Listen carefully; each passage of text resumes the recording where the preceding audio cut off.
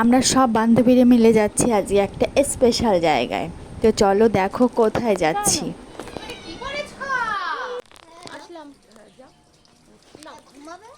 চিকু চিকু আমরা বেরু বেরু যাচ্ছি। বাবা আবার রেডি হচ্ছে।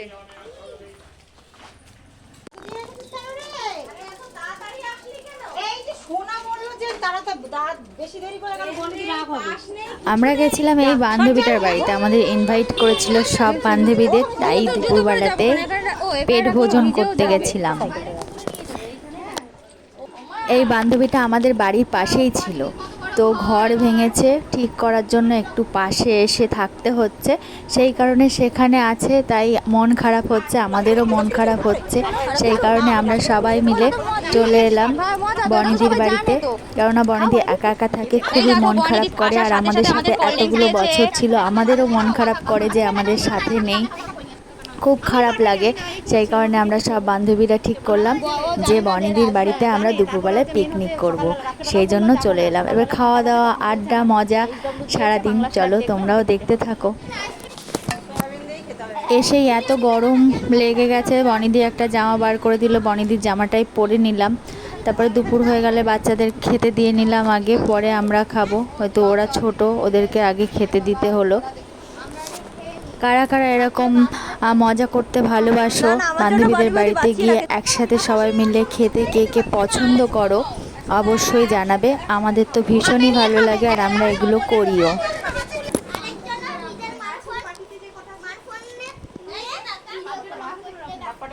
ছোটদের খাওয়া দাওয়া শেষ, এবার আমরা সবাই মিলে বসে পড়েছি খেতে। আর খেতে খেতে গল্প, কোথাকার গল্প কোথায় চলে যাবে ঠিক নেই। তো প্রথম শুরু হয়েছিল কে কতটা কি খাবে, কোথায় গিয়ে শেষ হবে ঠিক নেই। তো একসাথে এরকম বসে গল্প করতে করতে খাওয়া যে কি আনন্দ আর কি মজা, সেটা না করলে কেউ বুঝতে পারবে না। সত্যি দিনটা খুব ভালো কাটিয়েছিলাম, খুব মজাতে কাটিয়েছিলাম সবাই মিলে। খাওয়া দাওয়া শেষ হয়ে গেছে আমাদের, তারপরে একটু গল্প গুজব করে নিয়ে তারপরে বাড়ির দিকে যেতে হবে। আর এইখানে দেখো আমরা এক কড়াই মাংস সবাই মিলে তুলে দিয়েছি। অবশ্যই সেটাই ভাবছো, কিন্তু না, এখানে এক কড়াই মাংস ছিল না। তো সবার খাওয়া দাওয়া শেষ, এখন একটু মজা হচ্ছে, বসে সব রেস্ট হচ্ছে খেতে খেতে। তো চলো, ভিডিওটি কেমন লাগলো অবশ্যই জানাবে, আর সম্পূর্ণটা দেখে একটা গঠনমূলক কমেন্ট করবে। দেখো নষ্ট করে, খুব সুন্দর লাগছে। তারপর পাশের বাড়ি কামরাঙা, এবার কামরাঙা মাখা করা হবে।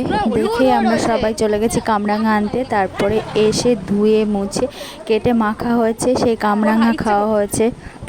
মানে দিনটা সত্যি অনেক অনেক ভালো কেটেছে। দেখতেই ভালো লাগে, দেখো দেখতেই সুন্দর লাগে। দেখো আমরা কত কামরাঙা পেরেছি, আরও অনেকটা নিয়েছিলাম।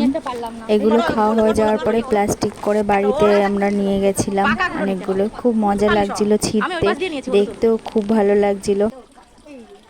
টকটকে হলো, ওই দেখো একটা কি সুন্দর লাগছে,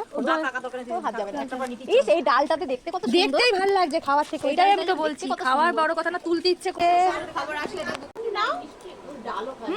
ওই দিদিকে দাও তো, আমি খেয়েছি। এবার মাখামাখি শুরু, খাওয়া দাওয়া শুরু। কারা কারা ভালোবাসো কামরাঙা মাখা খেতে।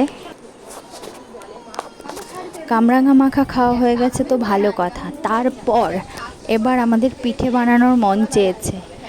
আমি আর আমার একটা বান্ধবী তুলেছি পিঠে বানাবো। তো আমারই বেশি আগ্রহটা ছিল, আমি গুলে টুলে নিয়েছি।